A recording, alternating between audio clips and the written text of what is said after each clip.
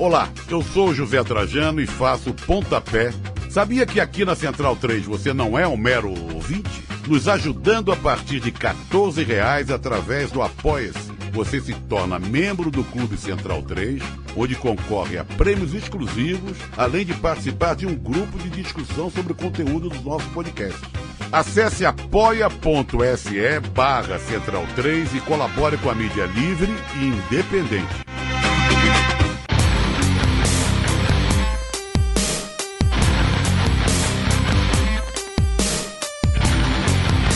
Começa agora o Xadrez Verbal.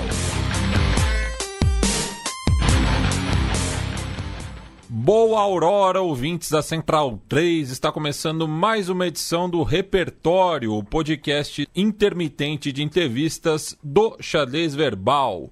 Meu nome é Matias Pinto e, como sempre, estou ao lado dele, meu amigo e companheiro Felipe Nobre Figueiredo, o homem por trás do tabuleiro.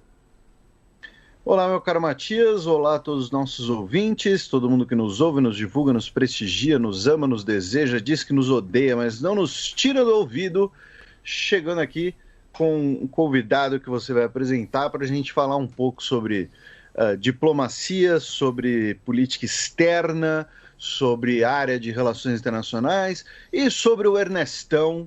E estamos gravando aqui no dia da CPI, né? A gente vai revelar o dia que estamos gravando, que é o dia anterior que esse programa vai ao ar, e é o dia da CPI.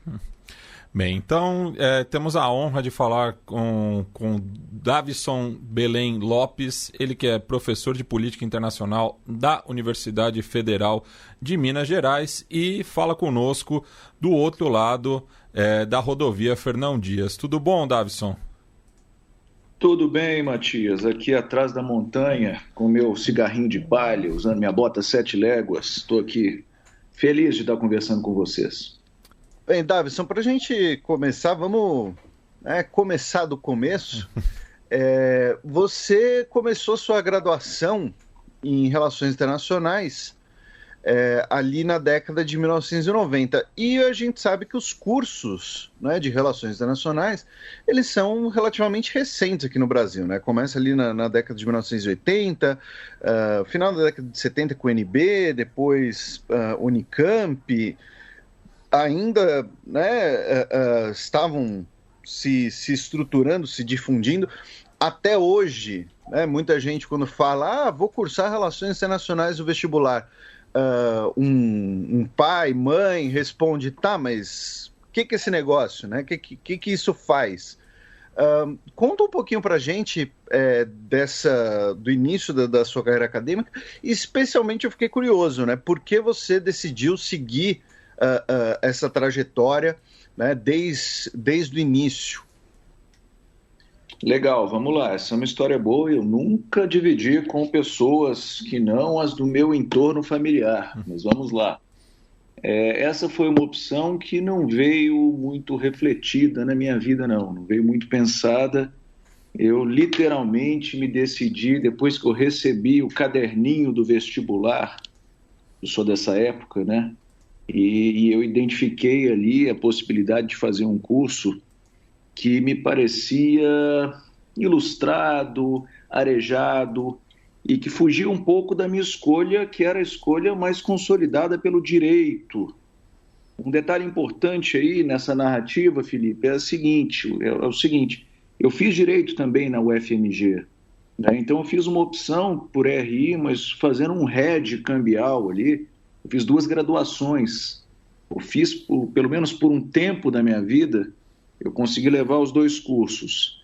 Me formei em RI e, naturalmente, para poupar o mundo de mais um advogado medíocre que eu seria, eu saio da graduação e vou direto para o mestrado em ciência política. Então, esse é um movimento que eu fiz depois de 4 anos de graduação em direito e com todas as frustrações acumuladas e com um certo, cansaço.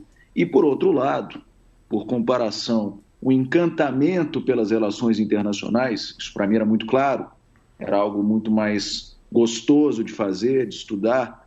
Eu acabei tentando conciliar esses caminhos que foram em paralelo em um dado momento, direito e RI, num mestrado na ciência política, que acabou virando política internacional, não é? Eu acabei pendendo para o internacional ao fim e ao cabo. Mas foi meio assim que começou essa história, não foi muito calculado não, viu?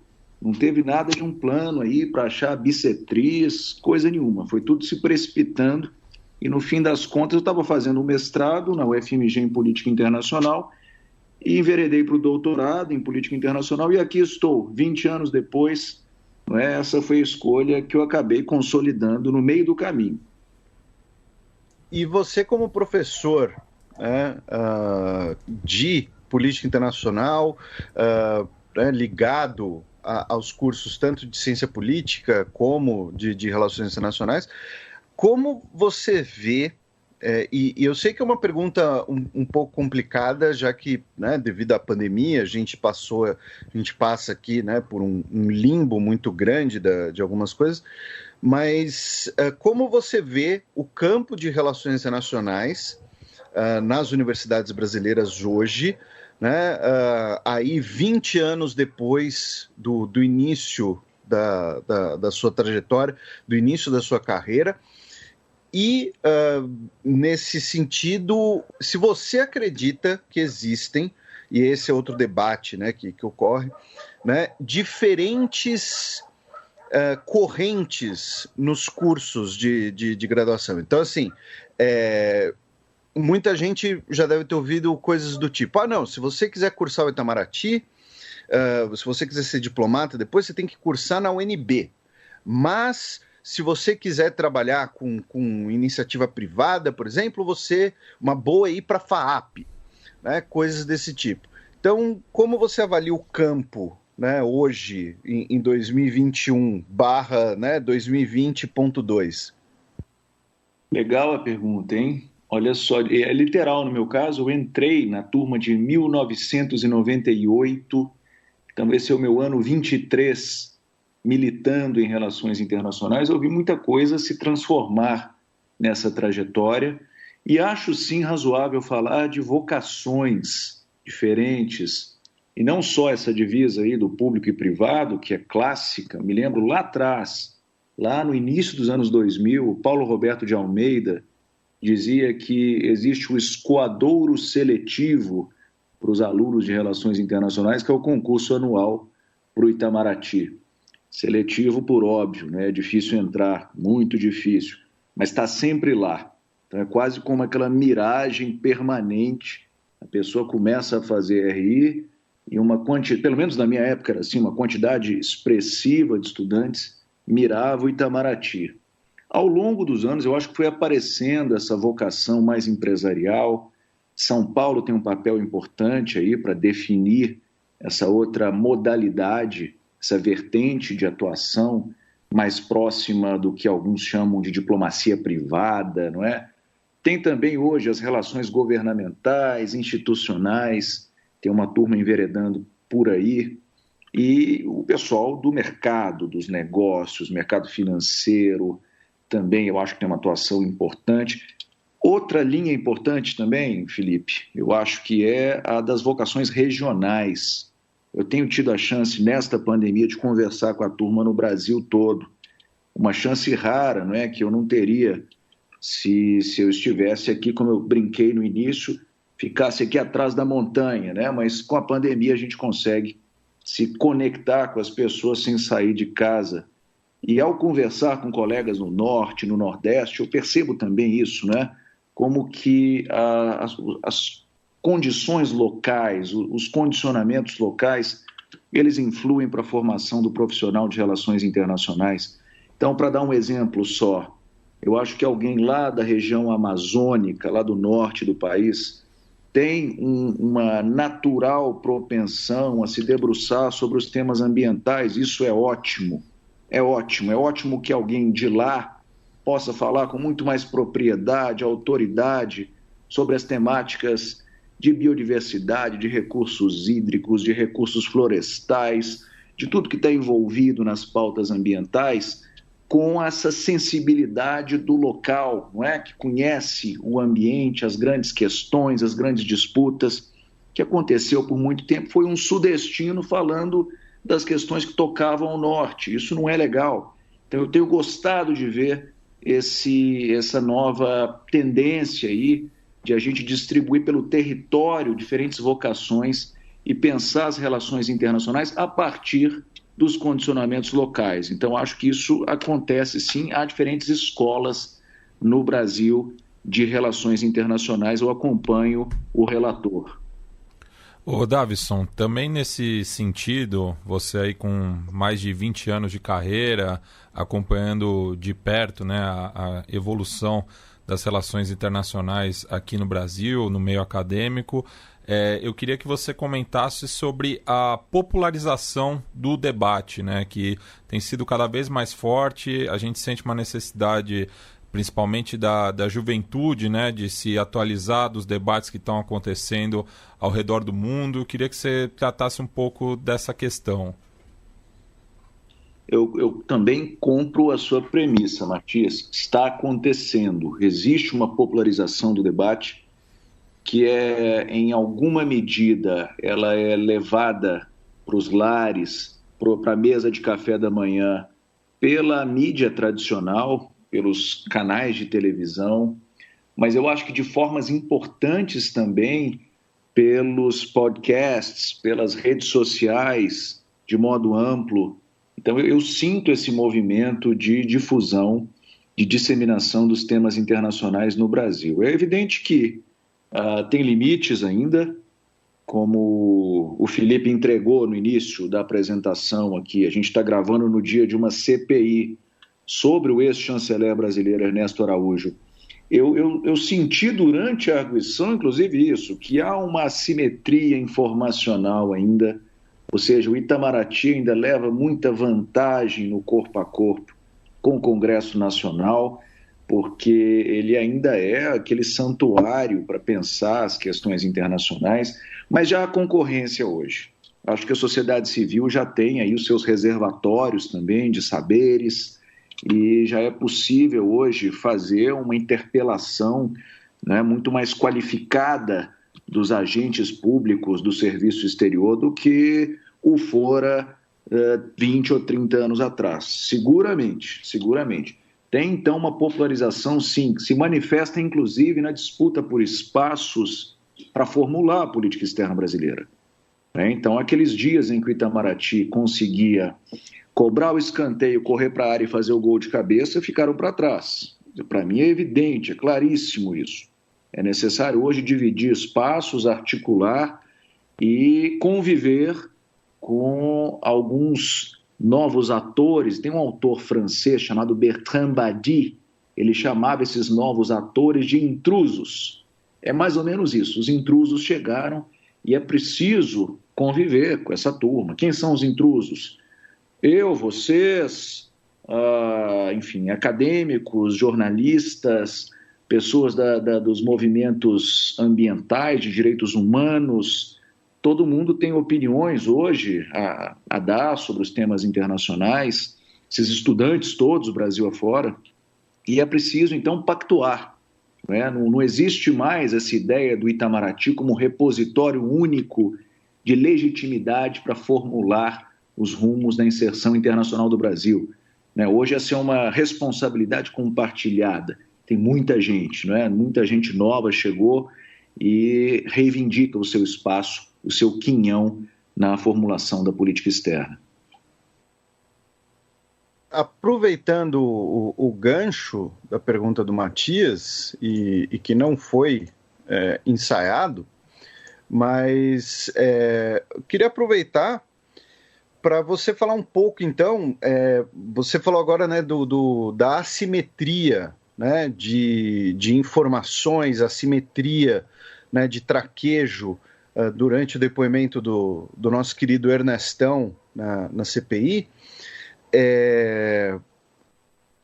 Hoje é possível dizer que o Itamaraty, né, o Ministério de Relações Exteriores, começou a perder, né, um monopólio da política externa brasileira, né, que hoje você teria, então, talvez uma pós-diplomacia, né, e se, né, como você avalia isso? Para os nossos ouvintes que não estiverem muito familiarizados com o trabalho do Davidson, eu estou justamente pegando um pouco do livro dele, o Política Externa e Democracia no Brasil, que foi publicado pela editora Unesp alguns anos atrás. E então, assim, como você vê essa questão do monopólio do Itamaraty, a chegada desses intrusos que você citou, se isso é algo bom, se isso é algo ruim, enfim, como avaliar? E eu sei que eu estou falando muito, mas peço desculpas, aqui no repertório a gente jura que é o convidado que fala, né? Mas, por exemplo, hoje o Ernesto Araújo falou que o Itamaraty não teve participação na compra da Coronavac, né, que foi algo articulado pelo governo de São Paulo, pelo Butantan e pelo Butantan.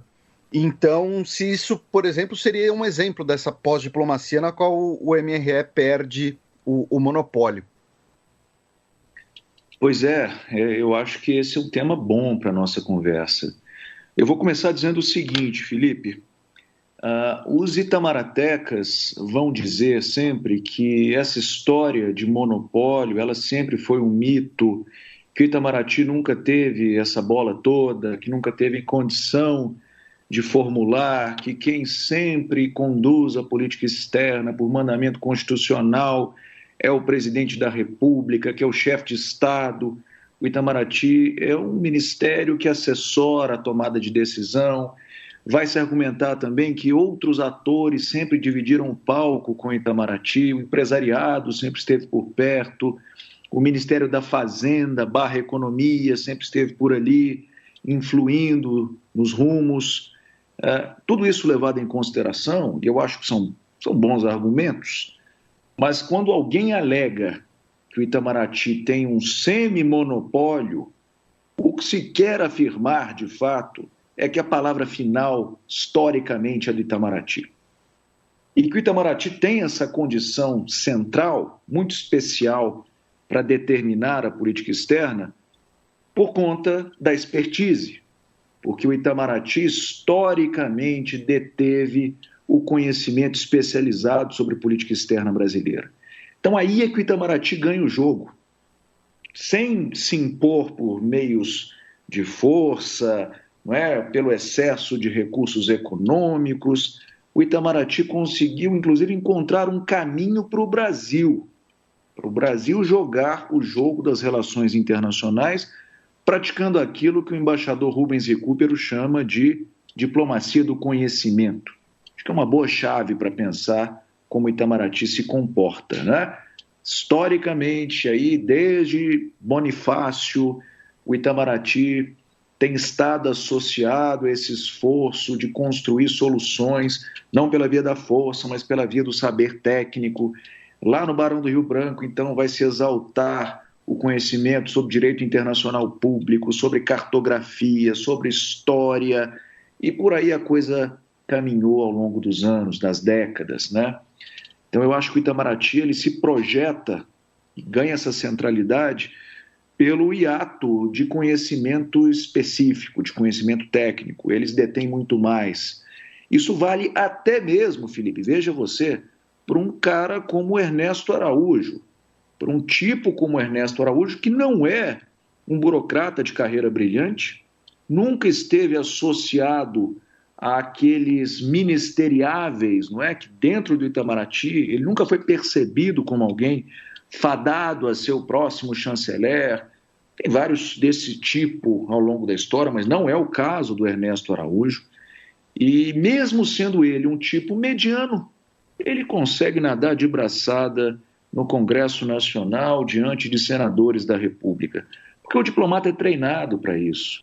Para quando necessário ser evasivo, para quando for necessário usar de uma certa cultura ilustrada, até para obstruir certas conversas, para ser polido e uma polidez que blinda. Eu acho que isso tudo é elemento para explicar essa centralidade do Itamaraty, esse aristocratismo do Itamaraty, que tem serventia que nos serviu em vários momentos da história e que foi instrumental para o Brasil se colocar. Imaginem vocês, o Brasil, uma nação infante na primeira metade do século XIX, tendo de se colocar nas cadeias globais, para usar um anacronismo aqui, né? Primeira metade do século XIX, nasceu um país, a América Portuguesa vira Brasil, vira um Estado soberano, um Estado territorial. Como que esse Estado se coloca nas relações internacionais? Em larga medida, valendo-se da expertise dos seus diplomatas, né? Então, foi assim que o Brasil conseguiu, pouco a pouco, ao longo do século XIX, ganhar alguma autonomia de voo, ganhar alguma capacidade de conduzir os seus negócios estrangeiros de forma mais apartada de Portugal, ou da Inglaterra, ou da França, enfim, das potências europeias. Agora, nos últimos tempos, Felipe, eu tenho, inclusive, tentado historiar esse respeito, eu tenho tentado analisar este processo de perda de centralidade do Itamaraty no sistema de produção da política externa. Eu acho que essa é uma tendência que está acontecendo enquanto a gente conversa aqui agora. E tem inúmeros indícios disso. Me parece, sim, que esse indício que você apontou, a atuação proativa dos entes subnacionais para contratar insumos, para comprar vacina, para comprar respirador, para comprar lá os equipamentos de proteção individual, não é? EPIs, isso tudo é indicador forte desses new kids on the block, né? Que tem gente nova que chegou e está disputando espaço. Então, assim, eu acho que um ângulo interessante para se perceber essa nova característica do Pacto Federativo Brasileiro pós-pandemia é o ângulo das relações internacionais. A gente pode citar aí a atuação do governador do estado de São Paulo, mas pode também citar o governador lá do Maranhão, vários prefeitos Brasil afora. Há uma frente de prefeitos ampla que já sinalizou que quer comprar a vacina Sputnik V da Rússia, ou ainda, se a gente quiser pensar por um outro caminho, outros poderes constituídos, não é? O Legislativo e o Judiciário também disputando espaços com o Executivo Federal, o STF se projetando. A gente viu, por exemplo, Luiz Barroso reverter uma decisão do Ernesto Araújo, aquela decisão de expulsar a delegação venezuelana no Brasil. Isso foi revertido no STF, isso é inédito, né? Isso é novo. Então, para ficar apenas no nível governamental, né, os vários ministérios atuando também conjuntamente com o Itamaraty, isso não é exatamente novo, mas talvez na intensidade, no grau, seja. A Tereza Cristina sendo tratada como a chanceler do B, a ministra da Agricultura, pela importância que a sua atuação tem para que o Brasil consiga registrar superávit comercial, para que a gente feche as contas no azul. Então, acho que isso tudo importa. E o Itamaraty, nesse turbilhão de processos, né, de novas temáticas que têm aparecido, novos atores, o Itamaraty perde o poder relacional, o poder relativo que ele tinha e a centralidade no sistema de produção da política externa. Então, é mais ou menos isso que eu quero descrever quando eu me refiro à pós-diplomacia, ou à política externa pós-diplomática. Essa é a tendência que eu estou avistando. Falando de outra publicação mais recente, eu queria que você comentasse um pouco sobre a organização da coleção Desafios Globais, em parceria com o seu colega, o professor Aziz Tuf Saliba, também da Universidade Federal de Minas Gerais, e como que se deu também esse desafio de lançar essa obra, né, de 6 volumes durante a pandemia. Esse é o projeto, assim, é o projeto de uma vida, né? Um projeto muito longo, não é? Extenso, ele tem números que são impressionantes. Então, se me permitirem, é uma coleção que tem 6 livros, 2.000 páginas, 80 capítulos e 130 autores. Eu acho que a parte mais complicada é essa. A gente teve que gerenciar 130 autores de 30 países diferentes no mundo. Então é uma coleção que, como o nome indica, ela tenta dar conta dos desafios globais, ou seja, aqueles desafios que precisam ser enfrentados de forma concatenada, né? Não bastando 1 ou 2 ou 3 estados, né? Tem que ser soluções trazidas pelo conjunto dos atores, eles têm de estar minimamente afinados para que a solução se materialize, e nas diversas áreas, né? Há desafios globais no meio ambiente, há desafios globais na área dos direitos humanos, da educação, da cultura, da regulação, das instituições, há desafios globais no campo da ciência, da tecnologia, da saúde pública, do bem-estar. Então nós tentamos cobrir essas grandes áreas das relações internacionais, valendo-nos dos olhares locais.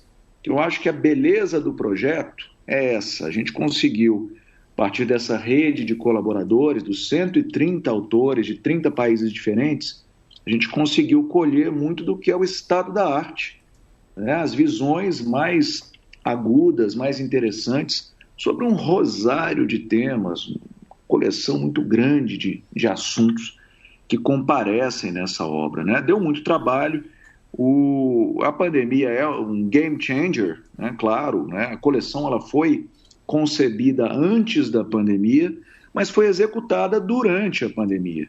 Então a pandemia ela comparece, ela atravessa as páginas, as 2.000 páginas dos 6 livros, e em vários capítulos, né? As referências tiveram de ser feitas, a gente teve que adaptar o olhar. Não era, confesso a vocês, uma questão que nos preocupasse muito.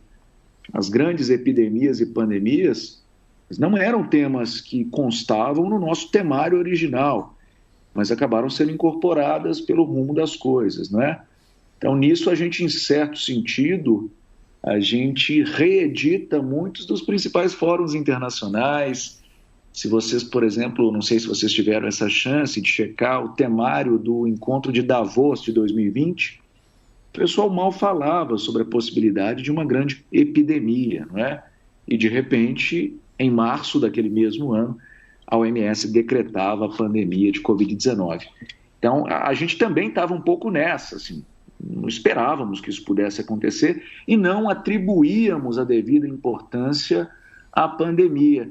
Havia até uma tendência, eu acho, no campo da saúde pública global, de se pensar mais as doenças não comunicáveis, não é? Tipo as cardiopatias ou câncer, não comunicáveis, do que essas doenças infecciosas. Elas, mesmo no campo da saúde pública, elas estavam em certo ostracismo, mas da forma como se precipitou a Covid, eu acho que elas voltaram ao centro do alvo, né?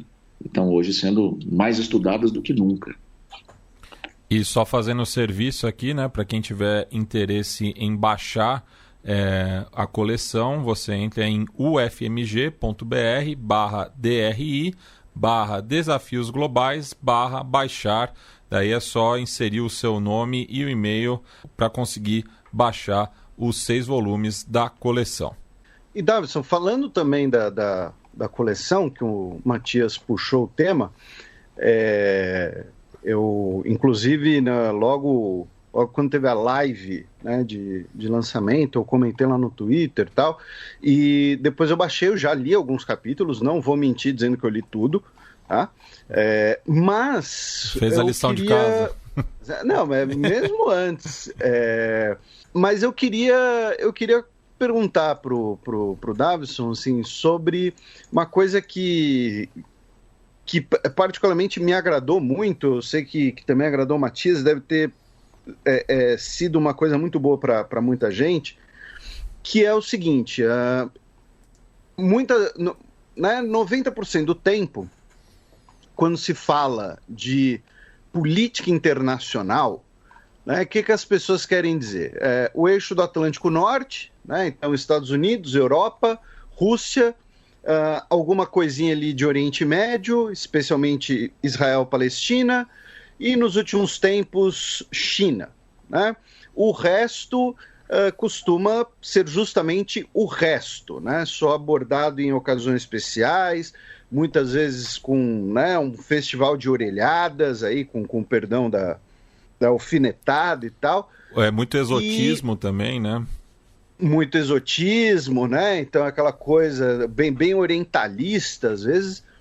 E a coleção que você, né, e os outros organizadores elaboraram, a gente tem um volume só sobre a África e um volume sobre o Índico, com muita coisa sobre a Índia, né, que é uma potência em ascensão, que o Obama, né, no penúltimo ano dele, pela primeira vez o presidente dos Estados Unidos falou da Índia ter um assento permanente no Conselho de Segurança da ONU. Então, assim, como foi a formulação dessa divisão? Porque você falou que foi muito difícil articular com todos esses autores de vários países, mas foi porque vocês se dispuseram a fazer isso, né? E acho que isso é o mais louvável. Então, da onde veio esse desejo de falar, olha, vamos ter esse trabalhão todo, mas vamos sair aqui do eixo Atlântico Norte, com um pouquinho de Oriente Médio, um pouquinho de China, que a gente costuma ver por aí? Maravilha de pergunta, obrigado por ela, e é por isso que é bom conversar com quem é do ramo, né?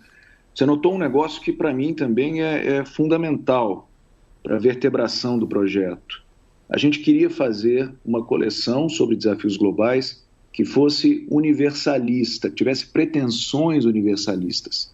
E por universalismo, eu estou me referindo à nossa tentativa de, literalmente, abraçar o mundo, de chegar em todos os lugares, ainda que, claro, de forma assimétrica, cobrindo mais aqui e acolá, mas deixando evidente para o nosso leitor eventual que a gente tentou cobrir as diferentes partes. E essa é a história da coleção. São 6 volumes e é uma tentativa nossa, Felipe, de dividir o mundo em 6 partes, tá? Não deixar nada para trás.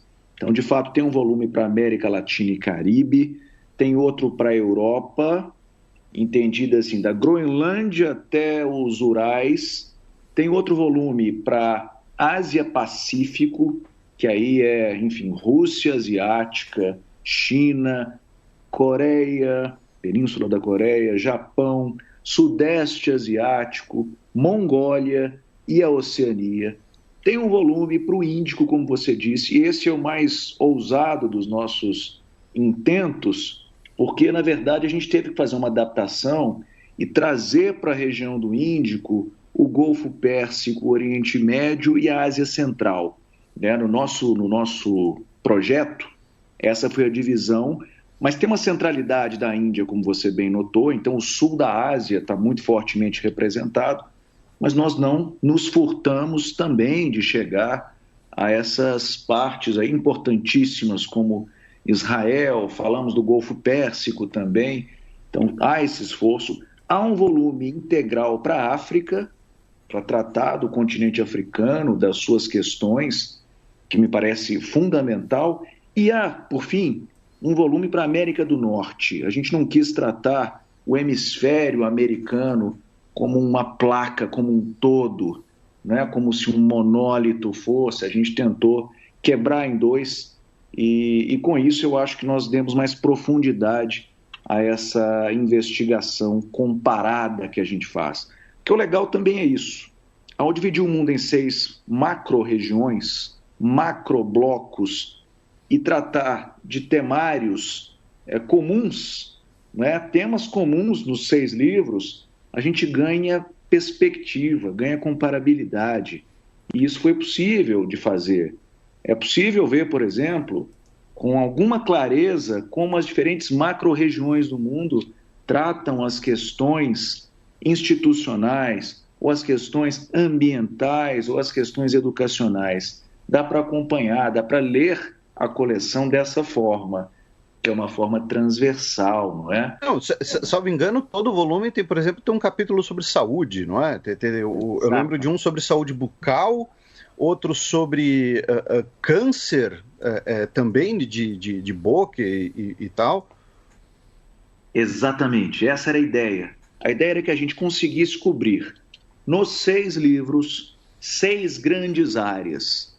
Quais eram essas grandes áreas? Sustentabilidade, com as múltiplas questões envolvidas, saúde pública e bem-estar, direitos humanos, regulação, instituições e governança.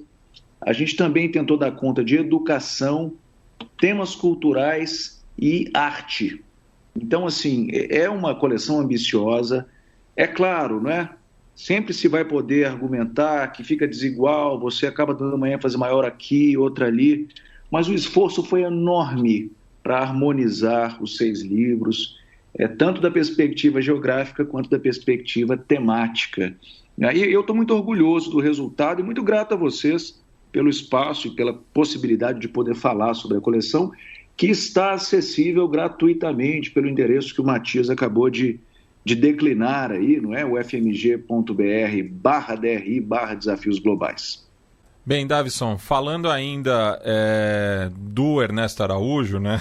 Até porque é o assunto do dia, apesar desse ser um programa que não trata tanto do debate quente, sim, mas é mais uma questão geral, né, sobre a passagem do ex-chanceler pelo Ministério das Relações Exteriores. E recuperando um pouco também, né, desses 6 anos de xadrez verbal, né, no qual a gente criticou muito no começo uma inatividade do Itamaraty,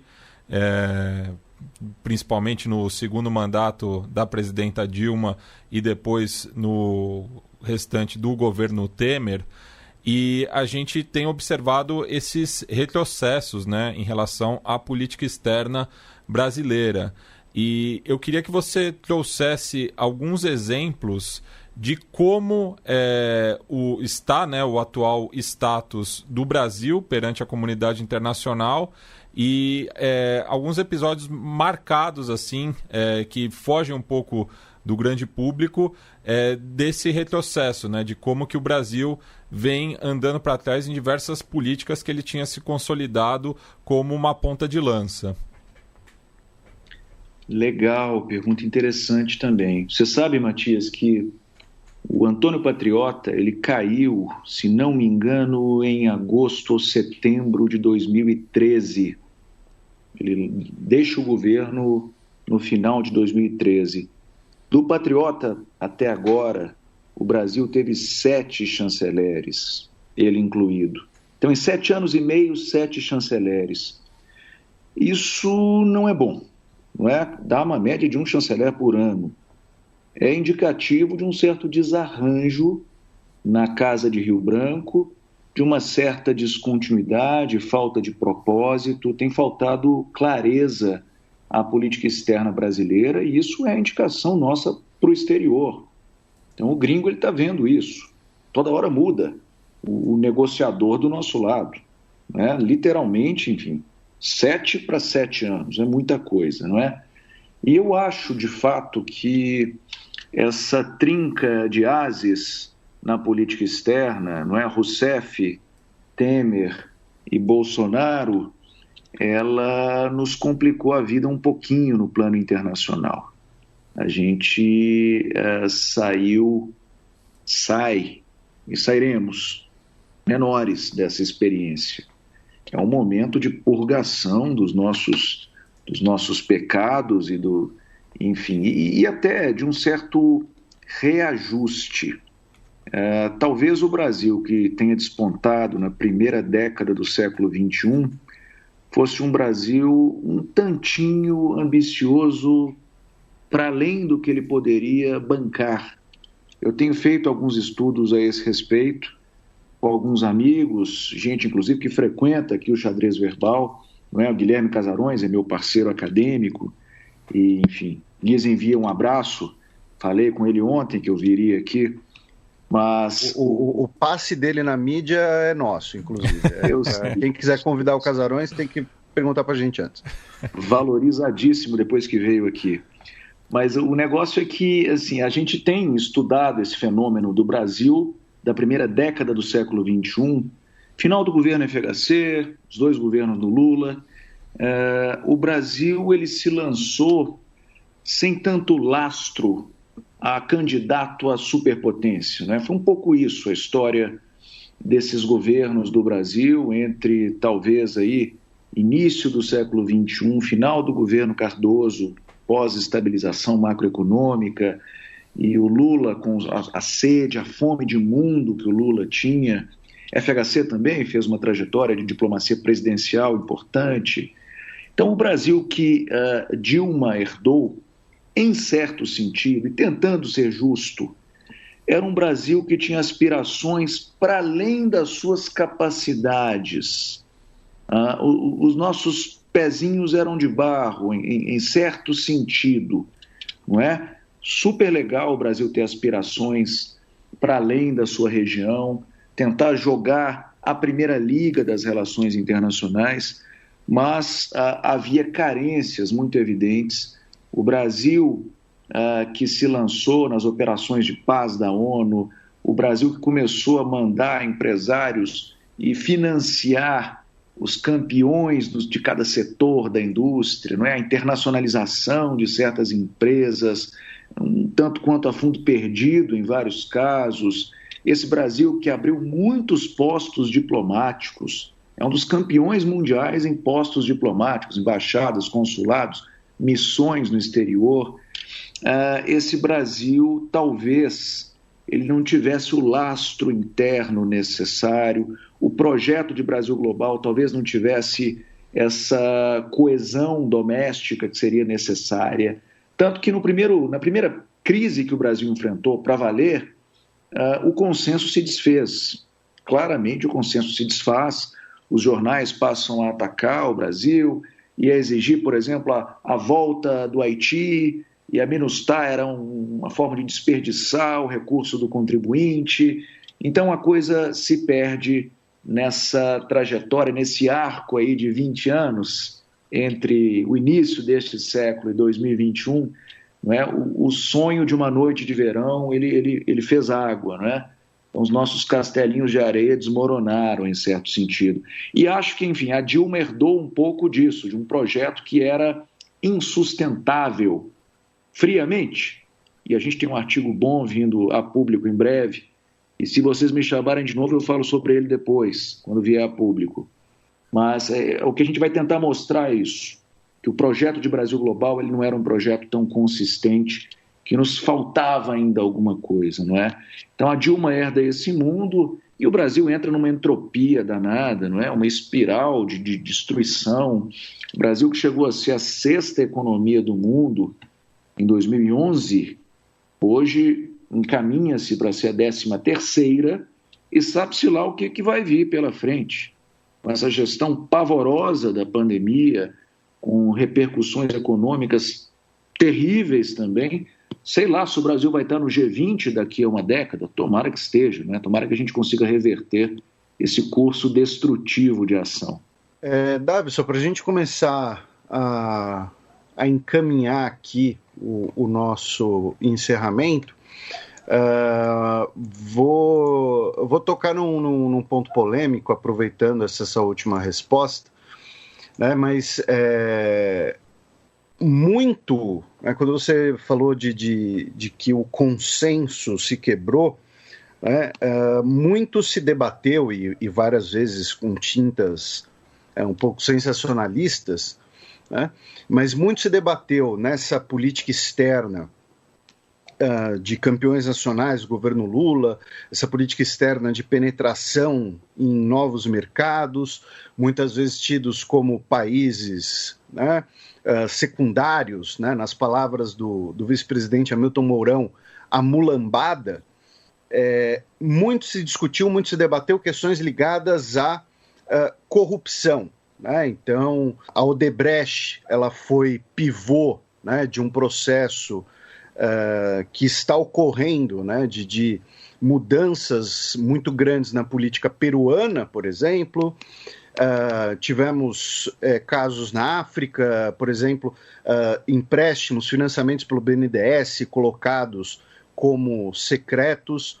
A pergunta que eu queria te fazer é, aproveitando que você falou até que em breve vai ter uma produção sobre isso, o quanto isso está presente ou é sensacionalismo, e também o quanto isso foi uma política nociva ou o quanto seria do jogo internacional, né? Porque, vamos supor, uma empresa europeia eventualmente pagar subornos a políticos brasileiros para construir uma rede de metrô, né? São casos que ocorrem.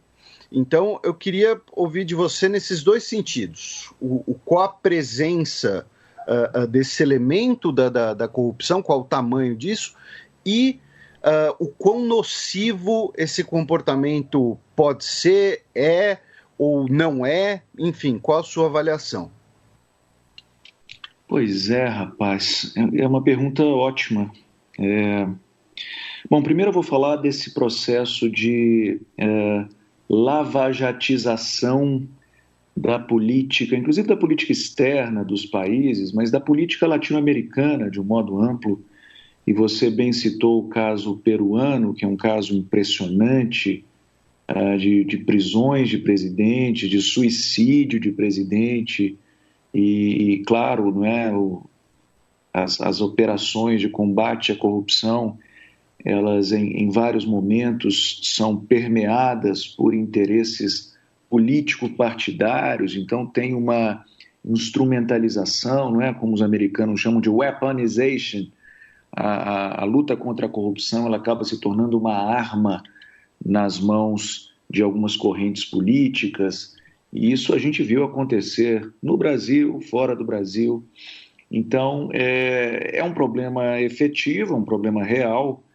A tibieza das instituições, não é? Tem uma coisa aí de cultura política que acaba sempre voltando, e que é um debate incômodo e perigoso, porque a tentativa de essencialização também existe, do tipo brasileiro é corrupto, o latino-americano é corrupto, o africano é corrupto, não é? Quando você começa a ossificar, não é, a calcificar esse tipo de crença, isso é um perigo, a gente acaba se vendo às voltas com situações inusitadas em que você tem que prestar contas e se desculpar pelo que você não é, efetivamente, não é?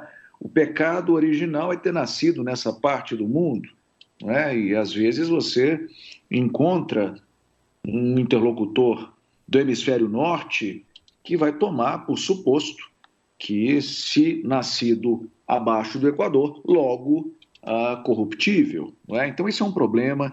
Não é simples lidar com isso de forma equilibrada, de forma justa, e não é simples construir boas instituições. A forma como a coisa se deu, Felipe, na América Latina, minha impressão é que a forma como essa lavajatização, ela varreu a América Latina, foi a pior possível. Foi uma emulação da Operação Mãos Limpas lá da Itália, aqui no Brasil, mas sem atentar para as consequências disso, não é? É aquela história de jogar fora a água do banho, mas jogar a criança fora junto também. Aconteceu aqui no Brasil isso. Ou seja, a gente assistiu à perda de confiança nas instituições. Isso foi num crescendo e redundou na eleição de Jair Bolsonaro, que literalmente, a meu juízo, exemplifica aquele caso em que, se ninguém presta no meio político, então vai qualquer um. E Jair Bolsonaro é esse qualquer um, não é? É o primeiro indivíduo mais ou menos carismático, mais ou menos palatável para uma parcela da população que se apresentou. Ele não tem tu, vai tu mesmo. Ou seja, ele era o cara que, com essa carapaça ou com esse disfarce de outsider, porque não era outsider coisa nenhuma, estava ali há 28 anos já no Congresso Nacional, mas ele acabou convencendo os indivíduos e acabou se elegendo em outubro de 2018. Mas eu tenho para mim que Bolsonaro é, sim, um rebento desse processo de descredibilização das instituições políticas.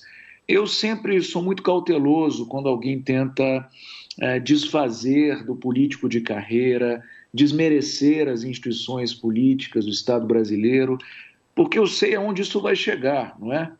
Chega aí, chega um Bolsonaro, chega ao aventureiro que se habilita a mexer as alavancas sem ter a menor condição, menor capital político, institucional, intelectual.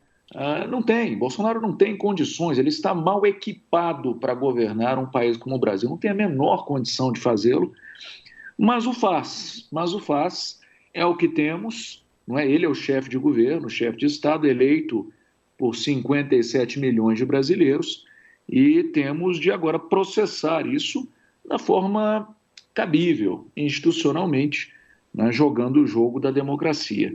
Mas eu acho isso, tá, Felipe? Tentando sumariar a busca dessa varredura, né, da corrupção, a tentativa de purgar o sistema político, ela trouxe um efeito colateral muito sério, muito grave, não é?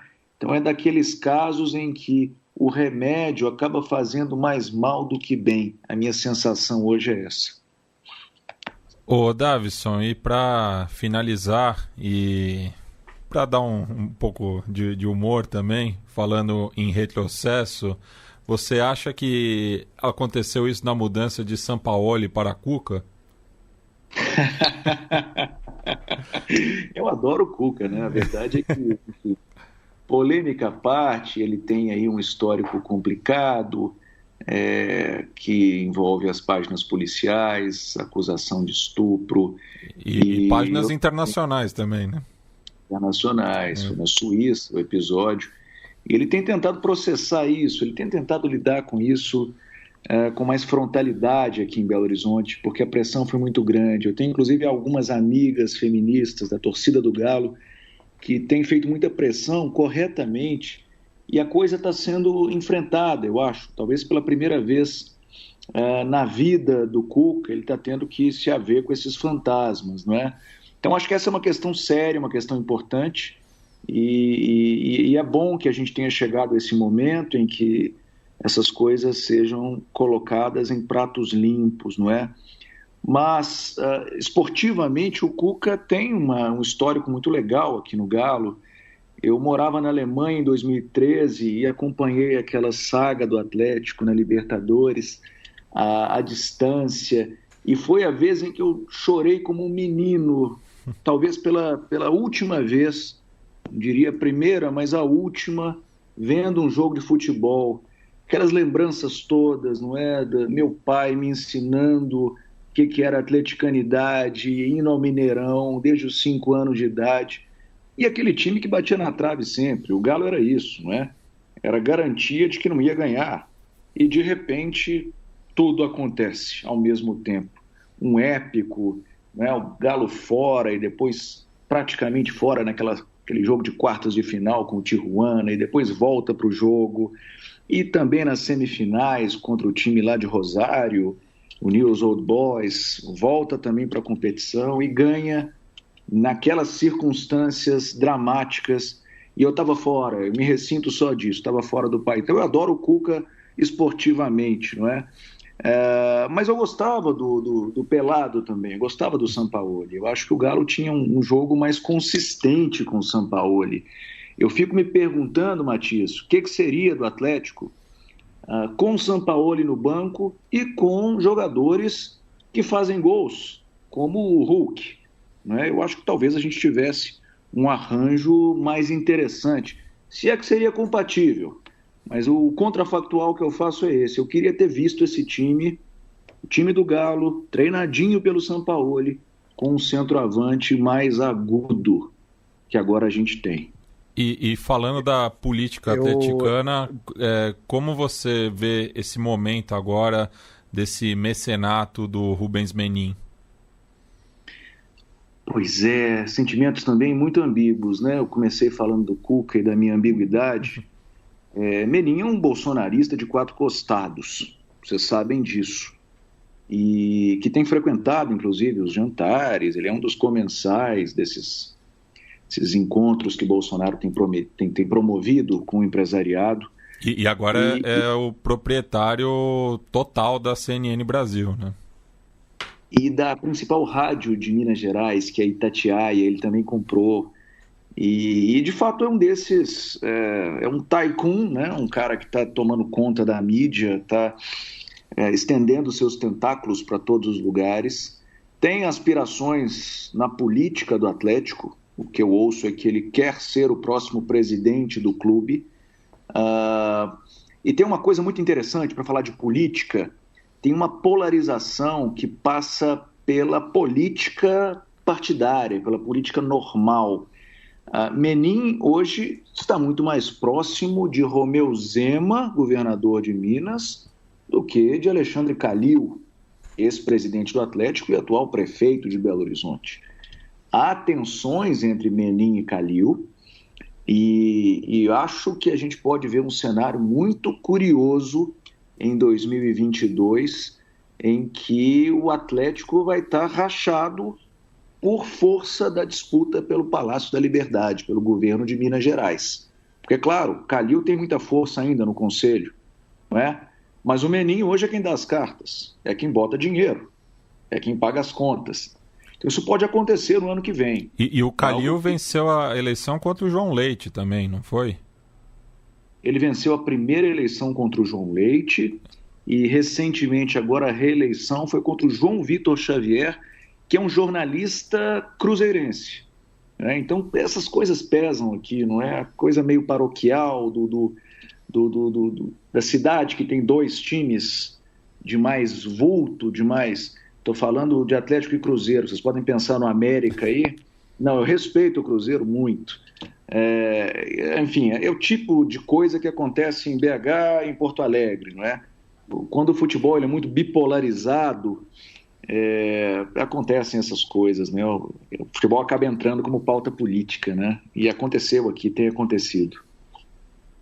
E antes do Davison dar a sua dica cultural, eu gostaria de, infelizmente, vou ter que fazer isso aqui, mas vou ter que expor o convidado, contradizer o convidado, quando ele diz que gosta do Sampaoli, o Twitter dele diz o contrário. Imagina, eu gosto dele. E celebro ele, eu torci para ele se dar bem lá no Marseille. Não sei como é que ele está, mas torço por ele, de verdade. Bem, Davison, muito obrigado pelo seu tempo, pela sua generosidade em compartilhar conosco aí os seus estudos. E, bem, como é de praxe do programa, o convidado fica a cargo de uma dica cultural e também da música de encerramento. Eu achei delicioso, brigadíssimo pela conversa, muito fluente, muito legal. E como acontece nas boas conversas, assim, não tem muita fronteira entre, digamos, um assunto e outro. A gente passou por várias questões aqui, vários temas, gostei muito. Eu vou, então, para encerrar, a minha sugestão a dica cultural, e como me pegou de surpresa, o que está aqui no topo da minha cabeça é uma série turca que eu vi recentemente no Netflix, que se chama 8 em Istambul. Acho legal, assim, tudo por tudo.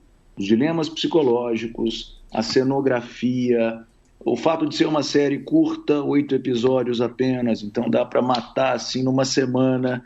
Eu recomendaria fortemente. Istambul, que foi a primeira cidade que eu conheci na minha vida fora da América do Sul. Num roteiro meio exótico, mas foi a primeira cidade em que eu estive, enfim, antes de ir para Miami ou de ir para Lisboa, eu fui a Istambul.